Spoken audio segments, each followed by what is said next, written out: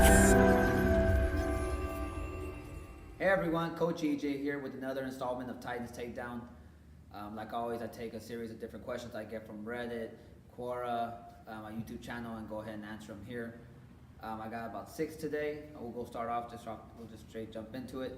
The first one is, how do MMA fighters heal so quickly from injuries? And I find this a little humorous to be honest. The fact is, we don't. We get injuries more than others because of the particular sport we're in, but we don't heal faster by any means. I mean, in reality, we're supposed to rest, ice, compress, and elevate. And we do that, in small segments throughout the day for sure, and we make sure we keep on recycling those motions to heal, but we don't take the proper amount of time to fully rest. And so a lot of times what will happen is we'll have an injury, say on our left ankle, but then we'll just transfer more weight to our right side. It will just compensate in our body, and that's how we get all these knots and crazy inefficiencies. One thing is we do stretch out a great deal. We will take a little more time to do those kind of things because we have that injury, but for the most part we don't heal faster. We kind of just tough it out, and later on during when the camp is over, that's when we go ahead and get the recovery, the true recovery that's needed. But part of it is like a rough man ego mental thing. Part of it is stupidity, a series of and the other part is just we want this to be our livelihood, so we can't always just call out fights from a small twist of our ankle or a shoulder kind of tweaked and stuff like that. So we're not healing faster per se. We're humans like anything else. It just happens to be that we're toughening it out because we have more things driving us and pushing us past the pain. All right, next question. What base should I start if I want to pursue MMA? Well, for me, from all my years of training and everyone else that I train with, I want to say that the best base to come from, if you're say you're in high school going to college, I want to say it's wrestling. And the reason I say that is because it teaches certain things. It teaches you have to have a certain type of work ethic to be good at wrestling. It's a very physically demanding sport. It really taps into your athleticism and things of that nature. The mindset you have to have is crazy aggressive, So I think, and it's grappling. It's control-based grappling, So that being said, I want to say that that's the best one because it kind of overlaps on a couple things. Grappling, like say jiu-jitsu and MMA, it's going to have tons of overlap there. Right when you transition into jiu-jitsu, it's going to be very easy to understand how to put your body and weight on someone, and all you're going to really need to know is submission locks. And there's some positions you're going to be in that's going to be very easy for you to see these motions. I can easily get someone a guillotine here from headlock position that I'm used to. I'm used to leg riding, so it's easy just to bring my other hook in and get a rear naked choke. So the transition is very quick as far as getting good submissions down from wrestling to jiu-jitsu. As far as fighting goes, just fighting period, just MMA fighting period, just the mindset you have to be aggressive. Now that's not saying that you had to throw defense out to the side, but it just means that you have to be willing to fight. And it's a dogfight in there, and that's how wrestling is. Everything's a dogfight, going back and forth, and you're grinding against. And there's a lot of times where you think you're gonna lose, but then you kept on pushing hard, and all of a sudden you felt the person's energy just fall off a cliff, and then you're just taking over. And that's how. Once you experience that in wrestling, it's easy to understand that inside of an actual fight, and so that feeling is the same whether it's that combative sport of boxing, wrestling, or anything like that. So I think that's one thing that you take over there, and then that kind of aggression where you're willing to take a hit and give back and understand there's an ebb and flow to a fight. I think that's very, very important. So I think that's the best one for me, because if you just did straight boxing or kickboxing, then your grappling game is just really off, and you don't understand how pressure really saps your energy against whether it be the wall or you either going for a takedown or even going for submissions. If it's only jiu-jitsu, you're going to be foreign with footwork and trying to hang with someone that's a really good stand-up fighter. So compared to wrestling, it's that transition between both. And the fact that you can take it anywhere you like, just having that availability gives you control of the match. So I think even if you're not the best stand-up striker, obviously from there, you can easily grow into having a decent striking game. And in reality, if I have to be truly honest about it, MMA strikers are not the best strikers. There's no one that does like a 5-punch combo, hit body, head, then, you know, it just, you don't see that as much like how you do in boxing. So that being said, you learning the general skill set to lay off 3-4 punches with a kick or a shot, it won't take you, 20 years to develop that. It'll take you a couple. So, all right, next question. So the next one is, what martial arts do I feel doorman at a nightclub can look into if they're looking to build their confidence and be more brave inside their job? And so I would say it's a mixture. I'm not gonna say the whole mixed martial arts style where you have to do all these different techniques, but I say Krav Maga is probably a good one for sure, just to understand that general apprehension, lining people up a certain way, how to disarm knives and guns and stuff like that is going to be helpful no matter what. Whether you're in one of those kind of serious hardcore nightclubs or whether it's just kind of simple one, either way, you want to make sure you have that at least in your pocket. And second would be jiu-jitsu, and not because there's a ground aspect to it where like if I fall down I can get someone in the armbar, but more like there's apprehension kind of holds. There's guillotines I could choke someone out. There's rear naked chokes where I can hold someone and pull back and walk and watch the area. There's Kimura locks, and there's a lot of things you can do from standing, and it gives you that grappling awareness of someone. If someone does grab you, you know how to shift weight around. Not necessarily 100% like judo, but you get the general idea of how the body mechanics work, and I think that plays a big role. I don't think they do that as much in Krav Maga, at least from my experience of doing it. It's always been more standing, and they do certain tactics to stand up, but they don't have that grappling on the bottom like full fleshed out yet, in its entirety, such as like say jiu-jitsu. So if I had to give a recommendation, Krav Maga started off, and then when you can get some jiu-jitsu classes in, so you can learn all the general submissions and locks like that. All right, next question: can Conor McGregor beat Brock Lesnar? No. I probably shouldn't have explained this too much, but size matters. So it has people always make these jokes. Oh, the lion rules the jungle. If it was a size thing, the elephant would be the king. Now look, size matters when skills are similar. Okay, so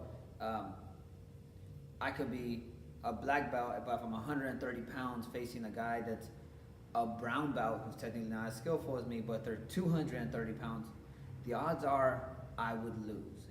It's not reasonable. Like, size truly matters. I mean, just on the base of physics with leverage, power, and everything like that. Like, that stuff really does matter. The more skillful you are, say, the more discrepancy you can take in weight. So, if you're super highly skilled, then yeah, you can take that on. But that's not necessarily the case. So, that being said, Conor is skillful, but let's just say this: his weaknesses is in grappling and wrestling. Okay, we'll say that. And Brock Lesnar, that's all he does. And he's so damn big that he would at some point get a hold of him and take him down and just have his way. But, I know people buy onto the hype train, but Brock Lesnar is a significantly bigger individual. It wouldn't even be close. I would say like 100 times out of 100, Brock Lesnar's winning. Next one. In modern MMA, what are some ways that athletes cheat or use unsportsmanlike conduct or techniques to get the advantage over their opponents? So some things are obvious, right? Like some things are like, let's say cheat the scale, okay? There's a series of different ways that at least I've seen people do it, where they have, they're being weighed in on a scale, but they have two associates behind them, one person using their pinky to elevate the elbow here a little bit. And it may seem very minuscule, but alleviating half a pound to a pound off someone is significantly big, especially someone, if you've ever done a weight cut over 10 pounds of water, that extra pound of water that you would have had to cut could have totally sapped away from your, from who you were from the next day. So stuff like that. Obvious one is tailgate. You have Daniel Cormier pushing on, losing like 2.5 pounds all of a sudden. Yeah, you have issues like that. Other thing I heard of is people taking a bath in baby oil the night before. So it seeps into their skin. Come the next day when they're getting their sweat out, they have this kind of like glaze to them. But there was no Vaseline on them, and they didn't do anything like that. It's just the sweat's different. So they're harder to control, especially when you do MMA, where you only have shorts on, and everything else is skin-on-skin contact. There's no friction anywhere. So I've seen that I've seen that and heard of that before. Let's think. This is something that I've literally been at a gym before, and they said this, like, hey, we're losing a round. We won one, we're losing the other, the second round, and you know what? He's starting to take over. The momentum is starting to shift, and they were saying, kick him in the nuts. And they were saying this would slow the tempo down to catch your breath. At the same time, you gotta make it seem accidental, so they won't even take a point. So it was really like, obviously that's really, really bad, but that is the nature of things. I know if I experienced it in one of my fights before where I felt that I was taking over a fight, got chopped in the nuts. So, and even the second time when it happened, they didn't get a point taken away. So like, these things happen, and it is a tactic because referees are really kind of like scared to dock that point. You know, so I've literally heard someone do that, and I know it's inside the industry for sure. What else? Oh yeah, so when someone's going for guillotines and tactics to choke you and stuff like that, they always tell you, hey, you got to make sure your hands, you're grabbing at least 3 fingers.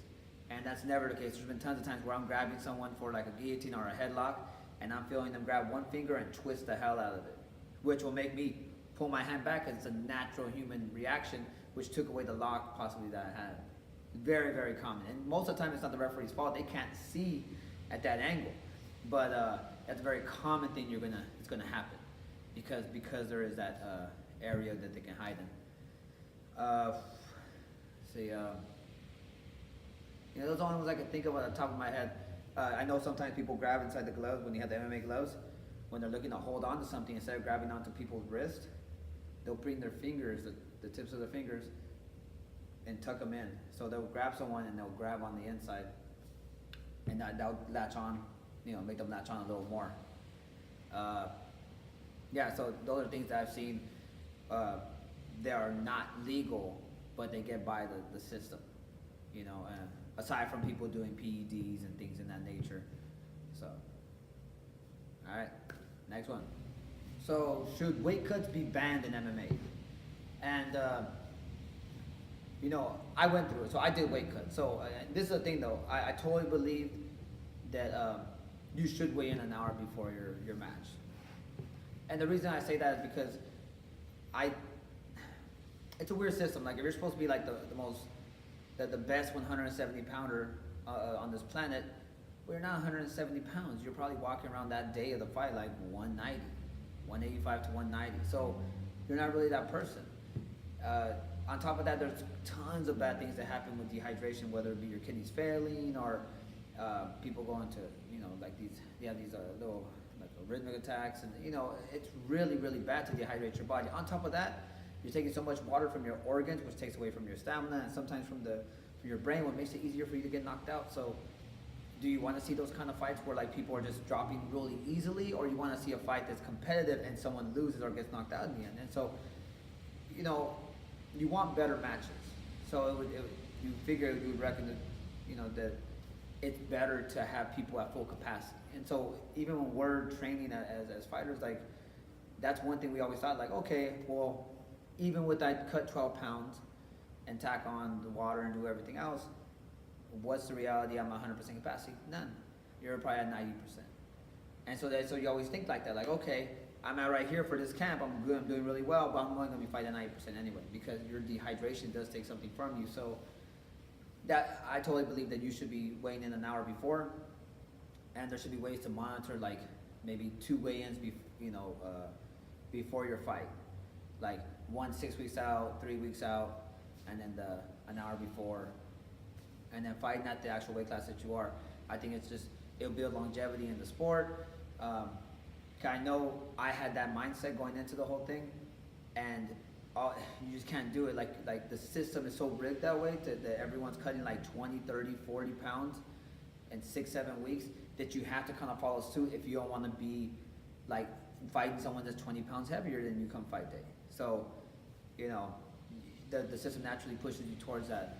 So if the commissions or whoever else, the powers that be, structure it the right way, I think they can really push that forward, and I think that's better. I even think that they should do the 10 pounds, every 10 pounds at 55, 65, 75, 85, what they have in California, or at least what they authorized California. I really think they should do something like that, just so there's not such big spans between weight cuts as well, between weights.